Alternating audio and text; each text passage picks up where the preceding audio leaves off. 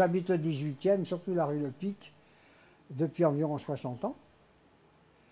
Et j'ai connu les marchés qui ont été créés sous Napoléon Ier, les petites charrettes qui n'existent plus maintenant. C'est-à-dire que j'ai rencontré un de mes amis, qui est décédé maintenant, qui était le président, Cambazard, et on a décidé, à plusieurs, à 4 ou 5, comme nous étions à l'époque, de créer une association. L'école libre des chats de Montmartre. Enfin, je suis un des derniers fondateurs, parce que tous sont disparus, et je m'occupe des chats du cimetière Montmartre, qui est de l'autre côté de la rue Colincourt, et ce sont des personnes qui abandonnent les animaux dans le cimetière. Alors je vais journellement leur donner à manger.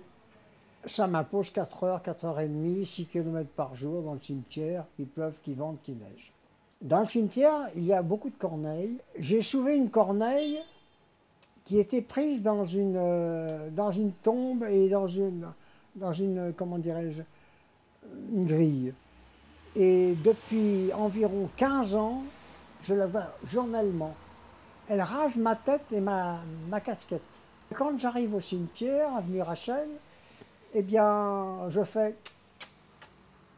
vois 5-6 chats qui arrivent. Je passe 4 heures, 4h30 à leur donner à manger. J'ai mes stations, je marche 11 kg dans chaque bras, je fais mes 6 km tous les jours. Je monte et je descends les escaliers. Mais vous savez, je vais vous dire une chose. L'âge importe peu. Ce qui compte, c'est l'esprit. Et l'esprit vous aide à avoir de la force. Et le cœur est là pour donner de l'amour. Moi, j'ai des chats, quand j'arrive, si je ne leur sers pas assez vite, j'ai un coup de patte sur le pantalon. Et puis, j'ai une chatte qui me suit, qui me parle.